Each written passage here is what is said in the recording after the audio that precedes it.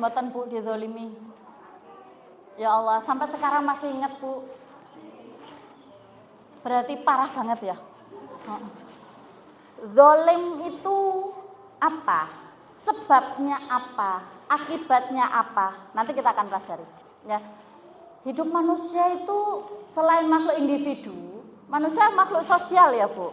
Ya, makhluk individu itu dia hidup sendiri, tapi kalau makhluk sosial kita harus berinteraksi dengan manusia. Nggih napa mboten? Iya. Bisakah manusia hidup sendiri? Bisa Mbak. Coba, saya makan masak sendiri, beli sendiri, nggak minta bantuan orang lain. Cuman masalahnya ketika kita mati bisa kita ngubur sendiri.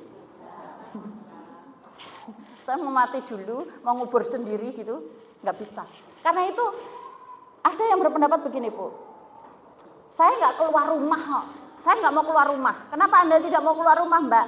Nanti nak keluar rumah itu saya tersakiti. Kalau tidak saya tersakiti, saya akan menyakiti. Mending saya di rumah, nggak banyak dosa. Loh, sekarang walaupun di rumah bisa kita berselancar ya Bu. Kalau keluar rumah nanti kita gibah. Di rumah saja kita bisa gibah online. Iya. Makanya saya tidak mau keluar. Kalau di luar itu omongannya nyakitin semua ke saya. Jadi saya itu merasa lebih baik saya di rumah gitu. Cuman menurut Rasulullah Shallallahu Alaihi Wasallam, kalaupun Anda tersakiti dengan tetangga, kalaupun Anda itu merasa terdolimi dengan orang lain, ketika Anda berinteraksi dengan orang lain mungkin Anda terkena perasaan, bawa perasaan dan lain sebagainya ya. Kata Rasulullah, itu lebih baik.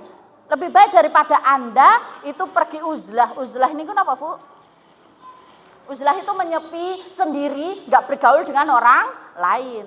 Masalahnya kita orang yang ngaji begini misal ya Bu, ada orang di kampung kita mabuk-mabukan, misal.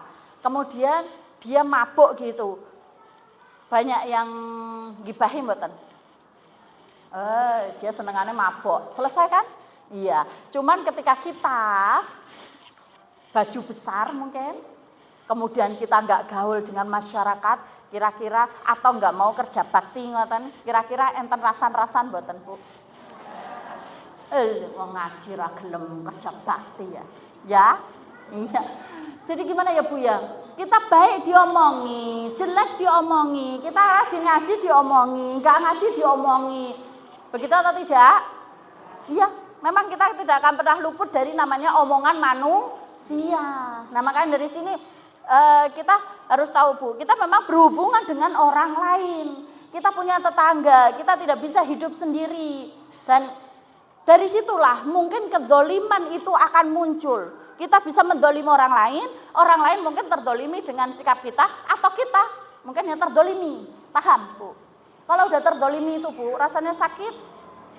Terdolimi kata-kata. Kalaupun sudah terasa sakit, bisakah kita ngomong, maaf ya Mbak ya, nggak usah dimasukkan ya, nggak usah dipikirkan, bisa atau tidak? Tidak mungkin. Kalau sudah keluar ini kata-kata dari lisan, nggak mungkin Bu bisa dicabut. Minta maaf ya Mbak, Anda sudah memaafkan, jenengan sudah memaafkan saya, sudah, mungkin saya sudah memaafkan. Tapi namanya rasa sakit itu mesti ada. Ibaratnya gini ya Bu ya, kita punya meja nih. Kita paku mejane nggih, kita paku kemudian kita cabut pakunya. Bekasnya ada atau mboten? Ada, seperti itu juga. Perkataan manusia ketika sudah nancep teng ati, niku kalaupun sudah kita istighfar, ya Allah saya istighfar, saya minta maaf. Iya mungkin sudah dimaafkan, akan tetapi tidak akan bisa mudah terhapus dari ingatan seseorang. Itu dari lisan, belum lagi dari perbuatan. Mungkin kita menyakiti, dolim kepada tetangga. Kita kedoliman itu Bu, dolim itu kita lihat dulu, definisinya dulu. Definisi dolim niku napa Bu? Ada yang tahu angkat tangan? Aja dolim, gak entuk dolim.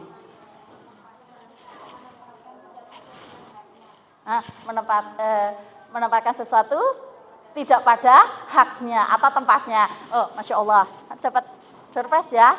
Iya, nanti dapat door prize Bu, ya, Masya Allah. Benar, dolim itu menempatkan sesuatu tidak pada tempatnya, menyakiti, ya, membuat orang lain tersakiti, baik itu perkataan, baik itu perbuatan kita, dengan tangan kita, dengan lisan kita. Nah, ini masuk ke dalam zalim. Dan kedzaliman itu biasanya terjadi pada keluarga besar, kepada tetangga. Betul, Bu? Iya. Kepada keluarga, kenapa pertama kedzaliman terjadi pada keluarga? Karena kita interaksi pertama itu adalah keluarga. Kepada suami, kepada anak, kepada orang tua. Jangan dikira, Bu, kita nggak mendolimi anak. Jangan dikira kita itu tidak mendolimi orang tua. Jangan dikira kita tidak mendolimi suami. Oke, mendolimi anak. Salah satu kedoliman kita mungkin membeda-bedakan anak. Mungkin Anda punya anak yang mlebu ning ati banget ngoten. Anake telu sing mlebu ning ati ki anak nomor telu gitu. Ada yang paling dia sukai gitu, masuk ke status, dipasang terus. Sampai orang menanyakan, anak jenengan yang lain mana? Oh ada di rumah, kenapa yang dipasang ini saja? Ya enggak apa-apa. Ya karena membeda-bedakan anak, ini khawatir juga mendolimi anak, Bu. Secinta-cintanya jenengan dengan anak, ya itu harus ada porsinya masing-masing. Paham ya? Jadi jangan sampai naudzubillah min dzalik, rasa kecintaan kita pada anak menyebabkan kedoliman dengan satu dengan yang lain. Mungkin anak yang jenengan dolimi selama ini, anak yang jenengan anak tirikan selama ini, itu mungkin hidupnya akan lebih berhasil daripada anak yang jenengan agung-agungkan. Ada kejadian begitu? Oh banyak. Ya. Terus dolim pada suami. Apakah hak suaminya semuanya sudah tertunaikan, Bu? Dapur, sumur, kasur. 3 tugasnya ya. Perempuan itu jadi gampang, Bu. Dapur, sumur, kasur. Sudah ditunaikan semua? Dapur, saya sudah berusaha menyediakan makanan untuk suami saya. Sudah atau belum? Sudah. Sehingga setiap bangun tidur apa yang dipikirkan? Masa apa aku hari ini? Betul atau tidak? Ya, apalagi kalau suaminya ngomong terserah Bu, masak ya apa? Itu paling susah, Bu. Ya, kalau misalnya suaminya minta request gitu, Bu, hari ini masak kangkung ya, nanti kangkung, sambal sama ini. Enak, Bu, jenengan beli sesuai request suami. Tapi kalau udah terserah gitu, bingung. Kemarin wis kangkung, terus bayam, kita bacem kayak menak, sambal tumpang, kayak kuih ya, ngono ya. Benar? Sehingga ibu kalau bangun tidur apa yang dipikirkan? Masak. Masak ya. Dapur sudah. Saya sudah berusaha menyediakan untuk suami saya, sudah bersih-bersih rumah walaupun dengan keterbatasan yang saya miliki. Karena kita itu juga manusia, Bu, kita punya capek. Kita itu punya rasa, mungkin orang lain menganggap kamu itu Wonder Woman. Tidak, kita itu manusia biasa, kita kadang capek, kita harus jaga kewarasan sebagai seorang ibu. Warasan perlu, Bu. Perlu mboten? Perlu. Jangan gara-gara naudzubillah min dzalik orang ibu-ibu kesurupan, Bu. Seorang ibu kesurupan. Kemudian ditanya sama yang tukang ruqyah itu penyebabnya apa? Kurang piknik, Bu. Nah, Anda heran, tapi saya tidak. Kenapa? Mungkin 24 jam dia berkutat di rumah itu tanpa kegiatan apapun. Ngaji mungkin tidak. Mau bepergian mungkin tidak punya kendaraan, mau kemana-mana ya wis mlebu metu aja. Sehingga apa? Pikiran dia itu istilahnya orang Jawa itu apa, Bu? Bunek gitu ya. Hingga akhirnya dia banyak melamun, banyak kondisi mungkin fisiknya tidak mendukung, pikirannya kalut, masuk sesuatu ke badan dia. Di ruqyah alasannya memang kurang piknik. Kebanyakan piknik ya bahaya. Kurang piknik juga bahaya. Piknik itu nggak harus jauh ya, Bu. Piknik kemana? Ngaji itu termasuk piknik mboten? Oh Bu, ngaji itu Anda tuh mendengarkan, ketemu teman, udah suasana tercerahkan. Walaupun pulang kembali mungkin mumet lagi. Tapi nggak apa-apa, ini kan istilahnya kita rehat sejenak ya. Selama 1 jam kita rehatkan. Semua masalah kita, sudahlah. Masalah jual beli saya tinggalkan, masalah duniawi saya tinggalkan. Saya fokus ngaji sehari, gitu ya. 1 jam, jangan kan sehari 1 jam. Okay? Yang selanjutnya, dapur sudah saya sediakan ya Allah, kemudian sumur itu berarti kita cuci dan lain sebagainya. Siapa yang mencuci di rumah? Istri? Oh, mesin cuci Mbak tempat saya. Siapa yang memasukkan ke mesin cuci? Ya istri, bisakah masuk? Gak bisa Bu. Jangan kan begitu, jemur juga gak bisa jemur sendiri dia. Manja ya. Harus dijemur, harus diambil gitu. Andai kan bisa jalan sendiri ya, piring itu bisa rapi sendiri gitu ya. Gak usah dicucek-cucek gitu, rapi sendiri. Tapi gitu kan gak mungkin. Makanya perempuan itu kasur pelayanan kepada suami. Ya, banyak kan dari rumah tangga itu yang bermasalah adalah sepertiganya adalah bapak sutri. Ya. Pasangan suami istri dia apa Bu? Ranjang. Ya. Oh begitu. Iya, makanya ya sudah berikan servis yang terbaik untuk suami. Oke Mbak, saya berjanji mulai nanti malam. Oke ya, lanjut. Dolim pada keluarga, pada anak, kepada orang tua. Apakah kita pernah mendolimi orang tua? Mungkin pernah, bahkan mungkin sering. Yang masih punya orang tua Bu, bersyukur. Jenengan masih punya orang tua. Tapi kalau misalnya kadang kedolimannya bagaimana? Kalau kita sudah punya suami berbeda ya posisi nggih. Ya, harus mendahulukan suami baru yang lainnya. Nah, sebelum kita menjelaskan hak itu bukan ranahnya di sini ya, hak suami istri, keluarga, tapi kita orang tua itu punya hak kepada kita. Ketika jenengan diminta sesuatu yang jenengan itu bisa, maka tolong lakukan selagi masih ada orang tua ya. Terus dolim kepada keluarga besar. Keluarga besar itu berarti ya bule, pak le, sepupu, kalau sepupu apa ini? Keluarga besar intinya saudara dari ayah dan ibu. Paham Bu sampai sini? Iya. Kedolimannya apa? Mungkin mereka kesulitan, kita tidak membantu, padahal kita mungkin bisa. Itu kedoliman lagi. Terus kedoliman kepada tetangga. Nah, ini yang banyak kita lakukan ini. Siapa yang pernah membuang sampah di halaman tetangga? Siapa yang ayamnya suka membuang hajat sembarangan? Siapa yang punya hewan peliharaan dan mengganggu tetangganya? Bu, itu suatu kedoliman tanpa kita sadari. Mungkin orang kan berpikir, kan ayam gak punya pikiran, ya Mbak maklum. Tapi yang punya ayam itu bisa berpikir. Ya, ayam itu kenapa ya? Ada tanah, kenapa dia itu membuang hajatnya di keramik? Ngono loh, mikir saya itu kan gitu. Ya karena dia nggak punya akal untuk berpikir. Otak punya, tapi akal nggak punya. Ada yang pernah terdolimi begitu Bu? Ada. Lingkungan jenengan terkena kotoran ayam begitu? Hati-hati Bu. Yang punya ayam ini bisa dituntut nanti di akhirat. Loh, lah kan saya nggak tahu ayam saya itu berkeliaran di mana ya Mbak? Kan saya tidak tahu gitu. Karena itu ketika jenengan menjual ayam tersebut atau memasak ayam tersebut, tolonglah tetangganya itu ya mbok dikasih, walaupun cuman ceker sama kepala. Berilah sambil ngomong, Mbak, Mas, ini ki ayam yang kemarin itu suka buang hajat sembarangan nggih. Niki buat jenengan. Mohon maaf nggih jika saya selama ini mendolimin jenengan karena ulah ayam saya. Niki pitik kula niki lho. Memang pitik niku mboten berakal, tapi yang punya pitik itu betul sekali. Saya punyanya sapi kok, Mbak. Selamat berarti saya. Oh, jangan dikira.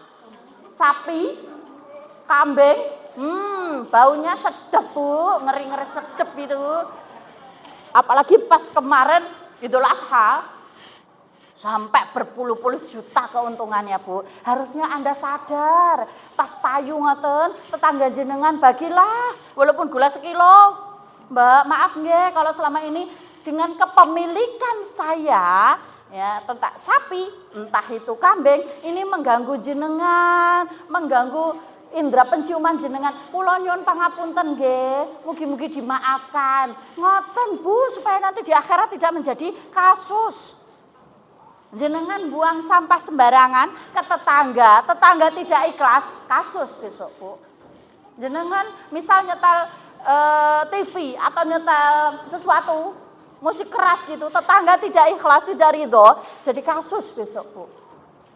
Jenengan buang tempat habis cuci piring, ya, nyuci piring kotorannya jenengan buang ke tetangga, tetangga tidak ikhlas, jadi kasus itu Bu. Jenengan nginjek sendal teman, ini pas ngaji, jenengan nggak sengaja nginjek sendalnya teman, padahal sendal itu udah didelik nih, ngono ya Allah, terus didelik nih rapi, kemudian jenengan injek gitu, sing punya langsung ngingeti sendal didelik nih jadi tidak gitu ya, nggak ikhlas Bu, kasus itu Bu. Ya gimana ya Mbak, kok semuanya serba kasus gitu. Karena itu Bu, kita harus pelajari bahwasanya kedoliman kita itu banyak kita lakukan kepada keluarga. Paling banyak kepada keluarga besar, keluarga inti, keluarga besar, dan kepada tetangga.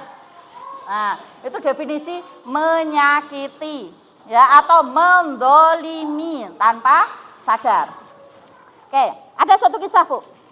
Di zaman Rasulullah Shallallahu Alaihi Wasallam ada seorang laki-laki datang pada Rasulullah. Dia itu kaya raya, memiliki banyak pelayan.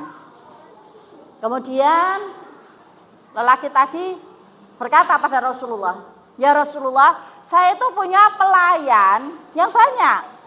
Akan tetapi pelayan saya ini orangnya tidak amanah, suka berkhianat, suka mengambil barang saya, suka berbohong. Karena saya kesel, saya geram dengan perbuatan mereka, akhirnya saya balik maki, saya pukul mereka sampai saya puas. Nah terus yang saya tanyakan di sini ya Rasulullah, apakah saya akan terkena hukuman besok di akhirat? Bagaimana jawab Rasulullah Bu? Rasulullah Shallallahu Alaihi Wasallam mengatakan di sini, kamu ketika menghadapi ini akan dihadapkan pada 3 hal. Niki pembantu loh Bu, pada pembantu yang kita bayar, yang kita beri makan, apalagi budak itu sudah tidak punya hak Bu. Kalau pembantu masih punya hak dapat gaji, masih kita beri hak sebagai manusia. Tapi kalau budak itu mau diapakan oleh tuannya tidak masalah. Makanya Rasulullah memberikan hukum ini. Kamu ketika memberi balasan kepada budakmu ini, yang pertama, jika balasanmu itu sama dengan perbuatan budakmu, maka kamu impas, selamat Bu. Tapi yang kedua, jika perbuatanmu, maki-makianmu, pukulanmu kepada budakmu ini lebih keras daripada perbuatan budakmu, maka kamu akan diazab karena itu. Dan yang ketiga, apabila balasan kamu, makian kamu, pukulan kamu itu lebih ringan daripada perbuatan budakmu kepadamu, maka kamu selamat. Tuh. Ini keluar. Mana? Nih. Mana? Pakai ini aja.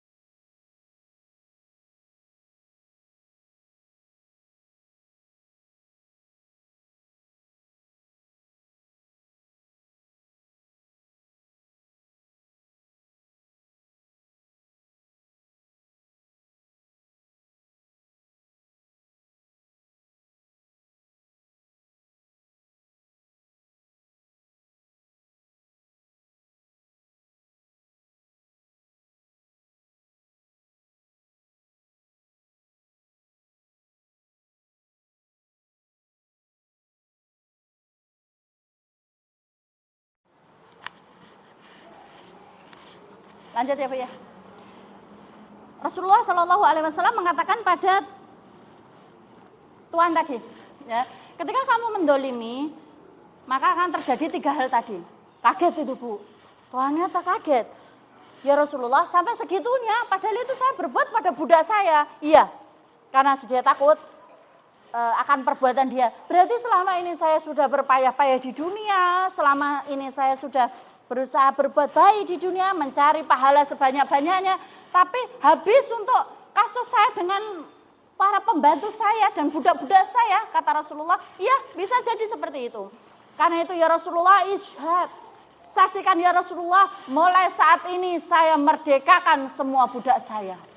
Karena saya takut ya Allah, Rasulullah hari ini saya takut semoga Allah tidak mengadab saya karena para budak-budak saya. Begitu Bu. Makanya ini budaknya Bu, apalagi dengan keluarga. Jenengan pernah minta maaf sama suami?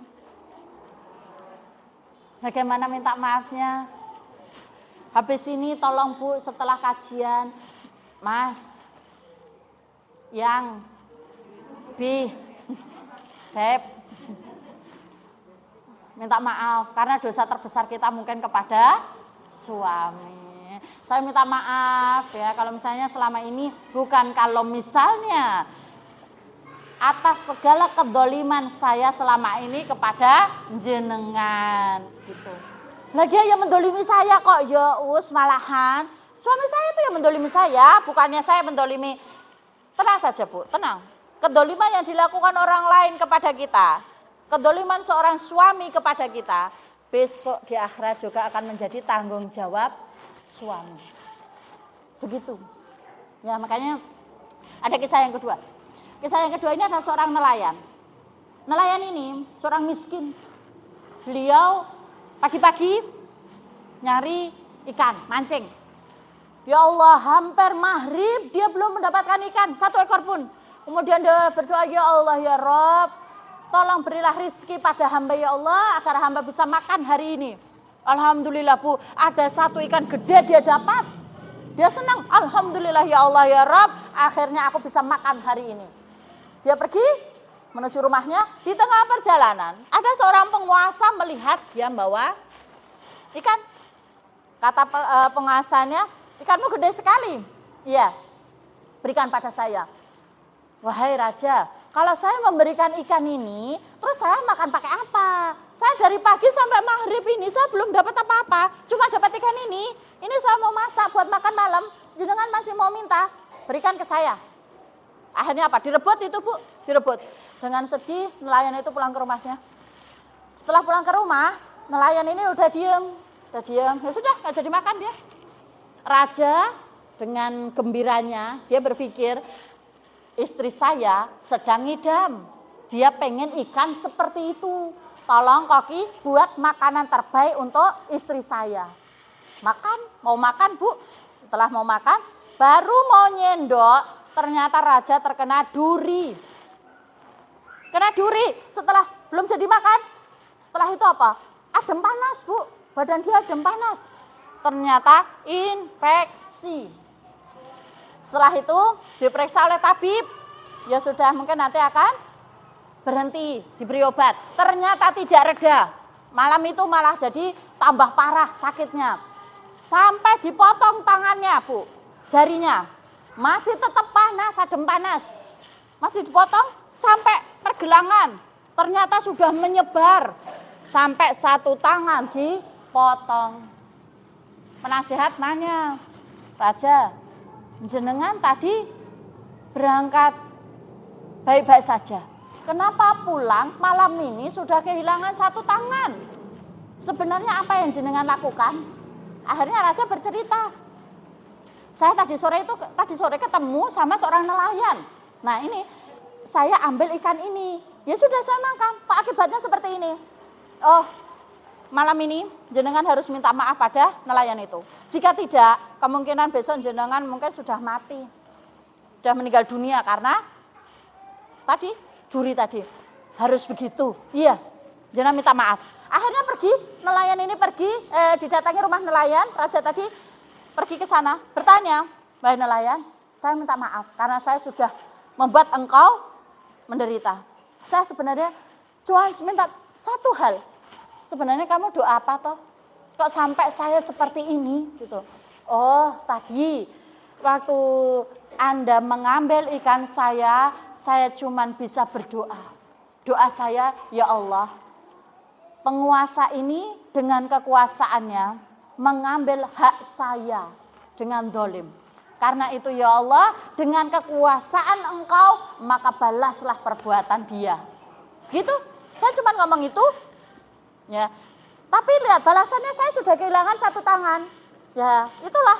Mungkin saya sudah mendoakan, ternyata doa saya langsung diijabah oleh Allah. Gitu Bu. Itu baru satu kedoliman yang tanpa kita sadari. Terus berapa banyak yang mungkin kita kedoliman yang kita lakukan. Kita ngeliat anak kecil, gemes gitu ya. Ih Masya Allah, gemes, dicubit pipinya, sakit mbak gitu. Itu kalau anaknya gak ridho Bu, zolem kita. Ya kan gemes mbak, ya gemes tapi tanpa harus menyakiti gitu. Ya, paham sampai sini Bu? Ya, kita nyubit teman atau ngageti teman dan teman tersebut itu tidak suka, maka itu jadi kedoliman Bu. Ya, karena itu tanpa kita sadari, mungkin hari ini kita juga udah banyak mendolimi orang. Ada yang hari ini sudah ingat, saya kita mendolimi anak kuloi, anakmu ngopo? Tak jiwit nih. Sinten saya senengane jiwit anake. Citot. Zaman sekarang nek ra dipukul, ra dicitot ngono ora nurut tok. Zaman dulu beda ya Bu ya. Zaman kita gitu guru-guru itu para guru masuk gitu murid sedeku ya Bu. Siji loro telu astane sedeku mirengake Bu Guru menawa diganggu. Sekarang guru masuk murid mau ke kamar mandi dulu ya Bu ya. Lah dari tadi ngapain? Lah kan baru krosone sekarang. Ya sudah, nah sekarang ditunggu 10 menit 15 kok gak cepet-cepet kamu.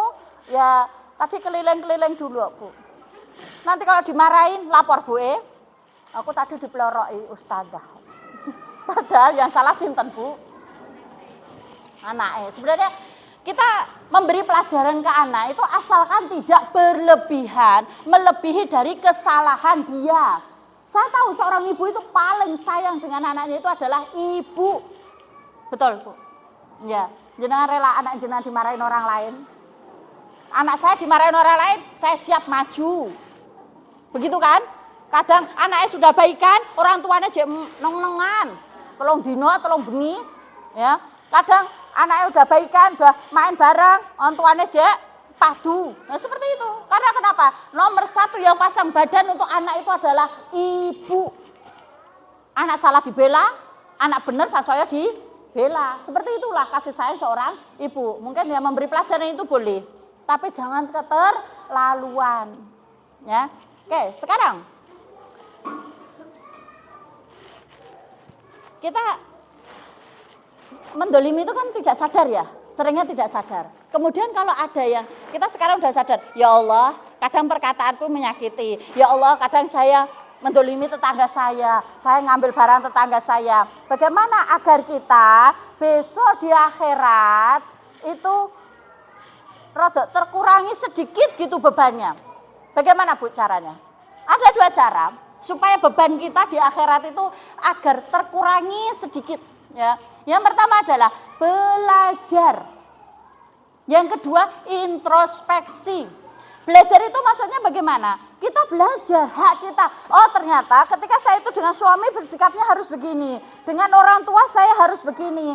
Adab saya hak orang tua seperti ini. Hak saya kepada anak seperti ini. Hak tetangga saya itu seperti ini. Kita harus belajar Bu. Tetangga punya hak ke kita punya hak ke anak. Anak bisakah mendolimi orang tua? Bisa.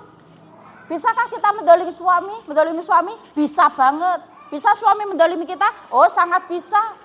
Karena itu apa? Perkataan, tangan kita, itulah yang membuat kedoliman atau kerusakan yang kita buat sendiri. Yang pertama itu tadi kita belajar, kita ngaji. Oh ini gak boleh, kepada orang tua itu kita gak boleh seperti ini.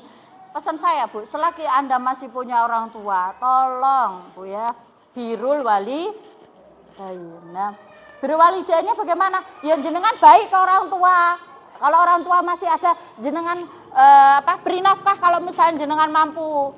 Kalau tidak mampu ya berkata yang baik. Jika tidak, kalau sudah meninggal beda lagi. Birrul walidain itu kan ketika masih hidup dan ketika sudah meninggal dunia. Ketika masih hidup, ya sudah pergauli mereka dengan baik selagi masih ada. Kalau sudah tidak ada, ya sudah tinggal nyesel.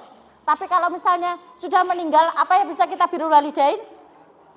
Oh bisa, dengan cara apa? Mendoakan. Selain mendoakan, sedekah ya.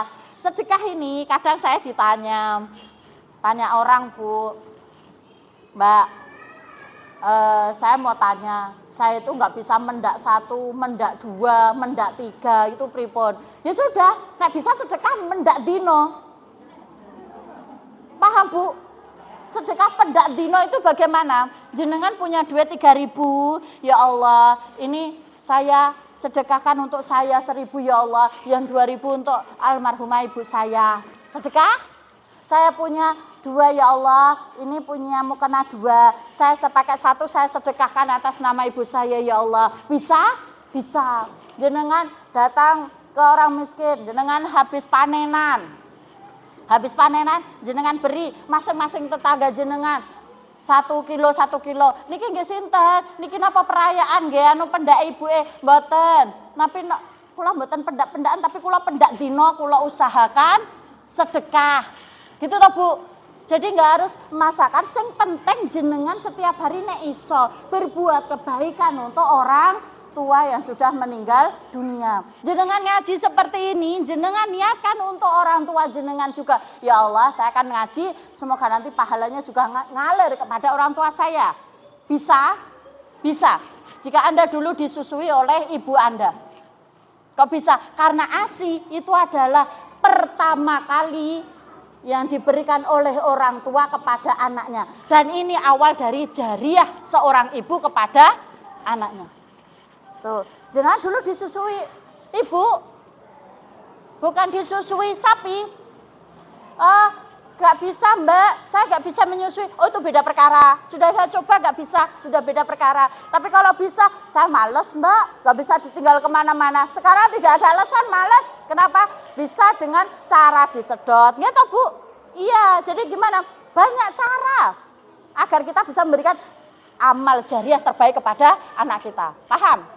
Ya, yang pertama itu belajar kita, adab kita, hak orang lain kepada kita dan hak kita kepada orang lain. Yang kedua introspeksi. Introspeksi itu maksudnya gimana? Ya kalau kita sudah merasa saya nggak benar ini kepada anak saya sudah membeda-bedakan anak saya sudah tidak memberikan hak kepada suami saya, ya sudah segera taubat sebelum kematian itu datang. Nonton lho Bu. Pada tetangga, ada yang mendiamkan tetangga di sini? Ada yang didiamkan? Ada. Bagaimana rasanya? Sakit ya? Sakit Bu. Kalau Anda didiamkan, lah katanya kalau didiamkan 3 hari, maka pahala kita tidak diangkat, sholat kita tidak diangkat, sedekah kita tidak diangkat, puasa kita tidak diangkat. Lah terus gimana? Ya sudah, berarti kita baik ke mereka saja. Tapi mereka nggak mau Mbak, tetap nggak mau baik ke kita. Itu urusan dia dengan Allah.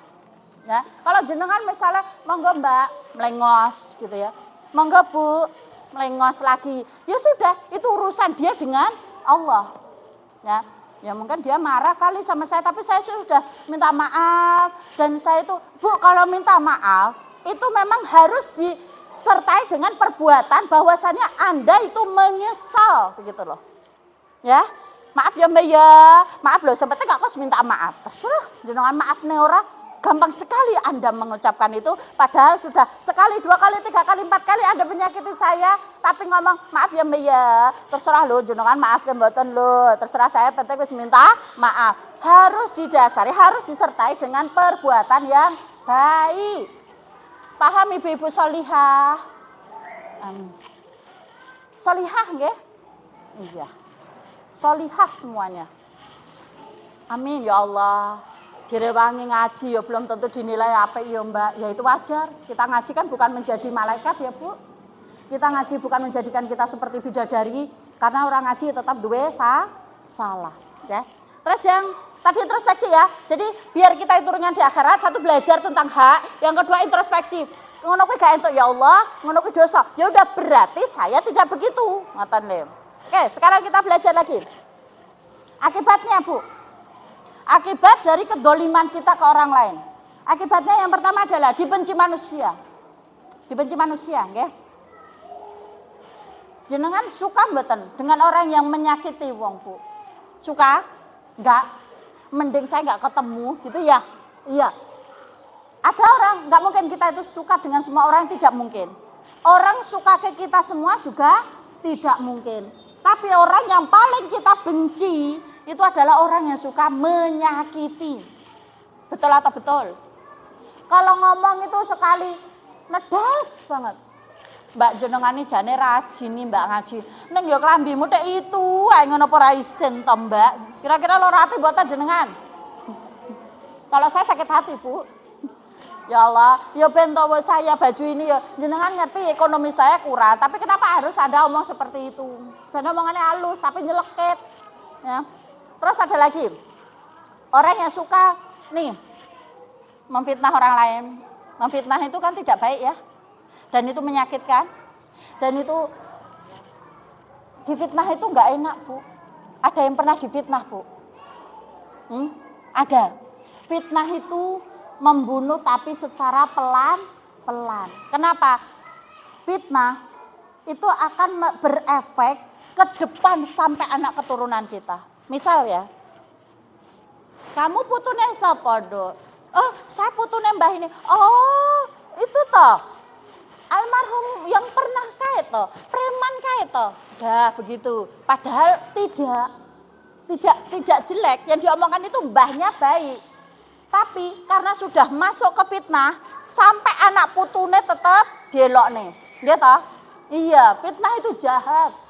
Kalau jenengan udah klarifikasi kemana-mana, Mbak, jenengan yang ngambil ini ya, ngambil barang saya. Mboten ya, demi Allah nggih kula mboten ngambil. Tapi ketika ngomongnya di seluruh pengajian, jenengan klarifikasi, mboten Mbak demi Allah. Apakah semua orang percaya? Tidak. Dan apakah sudah berhenti di situ? Tidak. Mungkin yang akan percaya itu jeng ben anak-anak yang ngono diceritakne. Tandane, mbok DK ndak ben ngene iki. Nah, wis meninggal toh, orangnya sudah meninggal jadi diomong ae. Begitu bahayanya fitnah itu menghancurkan nama baik. Makanya mendolimi orang lain itu lesan itu jahat, Bu. Ya. Nih, dibenci manusia. Yang kedua, didoakan buruk.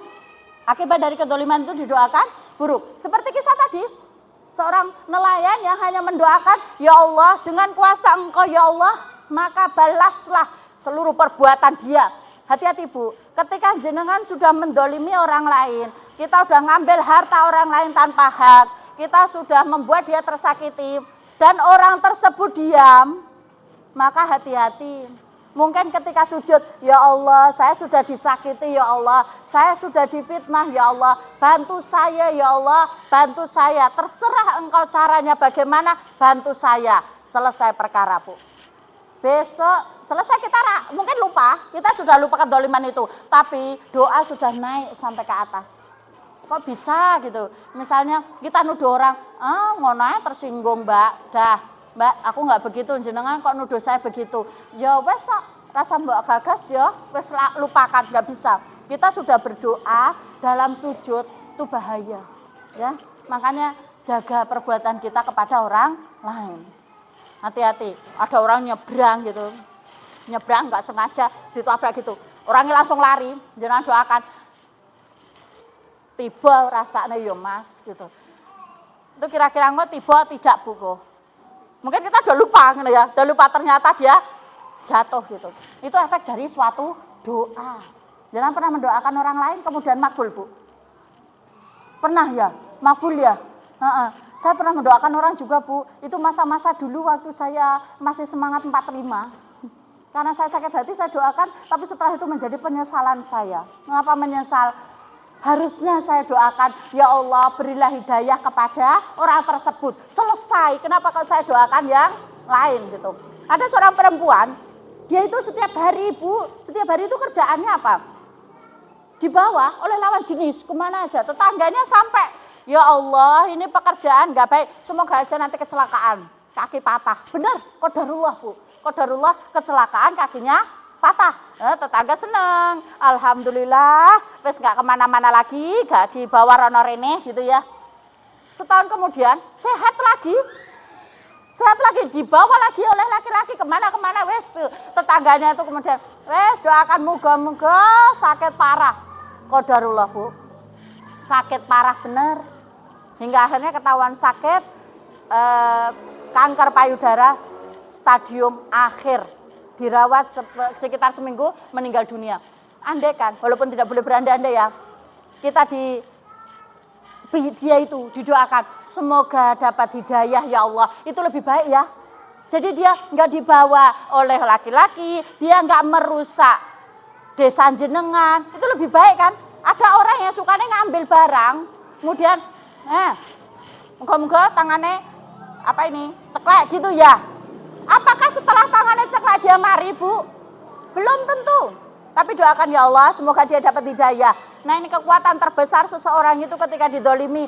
Jika dia bisa mengucapkan ya Allah beri dia hidayah ya Allah. Dan jika ini saya yang salah ya Allah. Jika saya yang salah maka ampunilah dosa saya. Dan semoga jika saya itu salah maka tegurlah dengan baik ya Allah. Dan jika dia yang benar ya Allah beri hidayah dia. Ngoten Bu. Ya. Enak toh Bu jane? Enak, gampang ngomongnya. Tapi realitanya ya Allah. Angel Bu, angel. Difitnah 3 hari 3 malam gak turu kita. Yang selanjutnya, pahala terakhir, pahala kita kan habis, bangkrut Bu. Besok kita di akhirat akan dipertemukan dengan orang yang pernah mendolimi kita. Atau orang yang pernah kita dolimi. Kita sudah selamat nih, tinggal nyebrang. Ada satu kisah, tinggal nyebrang jembatan Sirat. Tinggal nyebrang jembatan Sirat itu dikatakan, ya Allah, dia pernah mendolimi saya. Ya, akhirnya dipertemukan itu orang berdua. Kamu pernah seperti ini? Iya ya Allah. Kamu pernah memperlakukan orang ini begini? Iya ya Allah. Akhirnya apa yang dilakukan Bu? Ya sudah, dosa dia dilihat. Oh, kamu kedolimannya segini. Berarti kamu nanti akan ditimbang segini, ya. Pahalanya dikasih, kamu harus ngasih segini. Sudah selesai. Itu baru 1 orang. Datang lagi, kamu dulu minjem duit ke saya 20.000 gak dikembalikan. Oh 20.000 kebaikan dikasih. Oh dulu kamu pernah ngambil sendal saya gak kembali. Oh berarti pahalanya segini. Diambil, lama-lama habis pahala. Kemudian tinggal dosa, berarti saya nggak punya pahala lagi. Ya sudah, dosaku untukmu, gitu. Ya Bu ya. Jadi yang kita lakukan itu semua akan dipertanggungjawabkan. Ya, makanya sebagai penutupnya, ketika kita sudah merasa mendolimi orang lain, maka apa Bu? Minta maaf dan maafkan. Khudil afwa wa'mur bil urfi wa'rid anil jahilin. Maafkanlah, muga-muga untuk pahala. Ya, walaupun abot Bu, abot difitnah niku abot. Ya. Tapi minta maaf. Minta maaf itu juga abot Bu. Gengsi ya. Maaf ya Mbak ya, nek saya pernah mendolimi. Dia yang salah, kenapa saya harus minta maaf? Itu kalau egois kita. Karena itu minta maaf dan jangan diulangi kesalahan. Ya. Saya pernah begitu ke orang, maka saya nggak mau begitu lagi. Abot, besok di akhirat abot. Ya, dengan suami saya, ya sudah. Kalau suami ke saya wa asyiruhunna bil ma'ruf, berarti saya juga berbuat baik pada suami saya. Saya nggak boleh mendolimi suami saya lagi. Karena kenapa? Saya takut besok di akhirat beban berat menimpa saya. Gitu ya. Nah, ada yang ditanyakan? Abot ya Bu, dolim tanpa sadar ya. Kita mau, Mbak, astagfirullah, jenengan ngageti aku, ngeprank gitu ya nggak boleh ya. Kayak nyubit temen orang nggak ikhlas ya. Jadi kasus, punya hewan peliharaan jadi kasus, berbuat nggak sesuai dengan hati dia jadi kasus. Karena itu ya dijaga saja ya.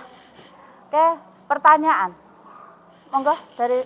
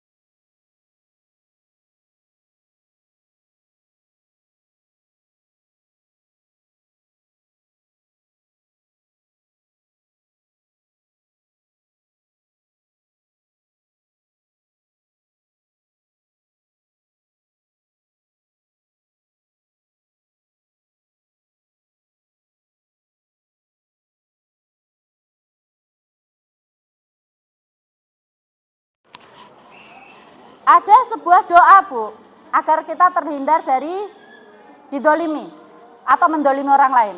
Ini doanya nanti bisa jenengan lihat di browsing ya, atau di browsing bisa. Allahumma inni a'udzubika an adilla au dhalla, adlima au dlama, ajhala au yujhala alaih. Ya Allah, aku berlindung dari Engkau dari mendolimi atau didolimi. Aku disesatkan atau menyesatkan, aku didolimi atau mendolimi orang lain. Pokoknya sama-sama ya, didolimi atau mendolimi, aku dibodohi atau membodohi orang.